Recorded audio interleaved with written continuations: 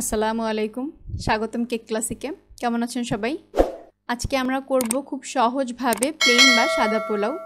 পোলাও তৈরি করতে গিয়ে যে ঝামেলাটা হয়, চাল কাঁচা কাঁচা রয়ে যায় পানি কম দিতে গিয়ে, পানি বেশি দিতে গিয়ে তো জাউ হয়ে যায়, আবার খুব ঝরঝরা করতে গিয়ে তেল জবজব হয়ে যায়। সব সমস্যার সমাধান নিয়ে আজকে তৈরি করে ফেলবো সাদা পোলাও।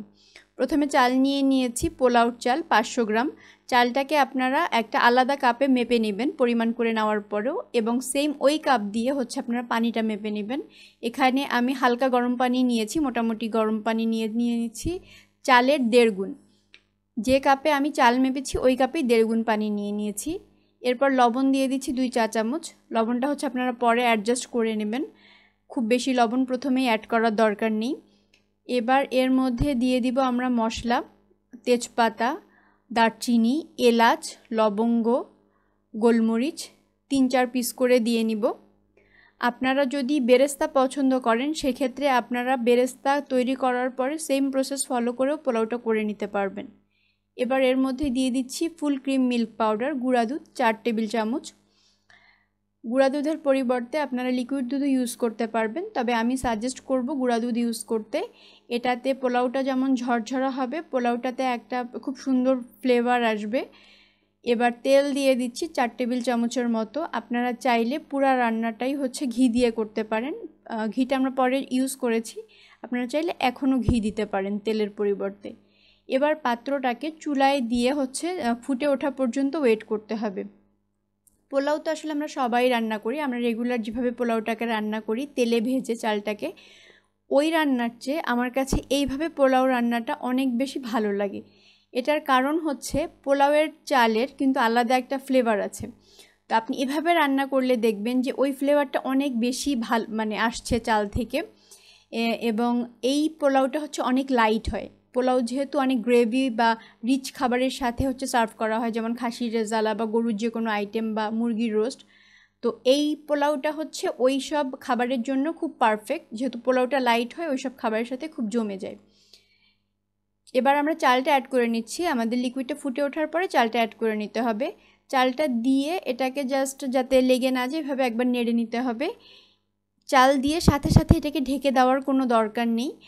এই পর্যায়ে আপনারা লবণটাকে অ্যাডজাস্ট করে নিতে পারবেন, লবণ লাগলে অ্যাড করে নেবেন। আমাদের চালটা ওয়েট করতে হবে চালটা ফুটে ওঠা পর্যন্ত। যেটা বলছিলাম, এইভাবে পোলাওটাকে রান্না করলে দেখবেন পোলাওটা অনেক ঝরঝরা হচ্ছে, একেবারে ধবধবা সাদা হচ্ছে, এবং এই পোলাওটা আপনি এমনিতেও খেতে পারবেন। আপনার জিনিসটা এত লাইট লাগবে এবং জিনিসটা খেতে আসলে অনেক ভালো লাগে। আপনারা অন্যভাবে তো আসলে পোলাও আমরা সবাই করি, আপনারা এই রেসিপিটা ফলো করে দেখবেন, পোলাওটা খেতে কিন্তু দারুণ লাগবে। চালটা যখন ফুটে উঠবে তখন ওয়েট করতে হবে চালটা একটু পানিটা টেনে আসা পর্যন্ত। পানিটা টেনে আসলে আমরা এই পোলাওটাকে দমে দিব। 4-5 মিনিট চালটা ফুটবে, চুলায় দেওয়ার পর থেকে 4-5 মিনিট ফোটার পরে দেখবেন যে পানিটা কমে এসছে। আপনারা পানির পরিমাণটা ঠিক রাখবেন, তাহলেই পোলাওটা কিন্তু একেবারে ঝরঝরা হবে। এটার কিন্তু আলাদা কোনো ট্রিক্স বা টেকনিক নাই। জিনিসটা আপনার চালের পরিমাণটা এবং পানির পরিমাণটা একেবারে 1:5 হতে হবে আর কি। আপনি চাল যা নেবেন তার 1.5 গুণই পানি নেবেন, এর বেশি পানি নেওয়া যাবে না। এবং ফুটন্ত পানির মধ্যেই চালটাকে অ্যাড করবেন, ঠান্ডা পানিতে চাল অ্যাড করতে যাবেন না। আমাদের পানিটা কিন্তু কিছুটা টেনে এসছে। এবার আমরা এর মধ্যে দিয়ে নিব বাদাম। আমি নর্মাল চীনাবাদাম ইউজ করেছি, আর দিয়ে নিচ্ছি কিশমিশ আর কাঁচামরিচ দিয়েছি। আমার কাঁচামরিচগুলো ফ্রিজে রাখা ছিল, কালারটা একটু ডার্ক হয়ে গেছে, এই কারণে আপনারা ফ্রেশ কাঁচামরিচ ইউজ করবেন, কালারটাতে অনেক ভালো আসবে। এবার এটাকে এর মধ্যে দিয়ে নিব গোলাপ জল। গোলাপ জল আমি দিয়ে নিয়েছি 1/2 চা চামচের মতো। এবার এটাকে ঢেকে দমে দিতে হবে। ঢেকে চুলায় একটা তাওয়া বসিয়ে একটু গরম করে নিয়ে তার উপর এটাকে দমে দিয়ে রান্না করে নিতে হবে 7 থেকে 10 মিনিট।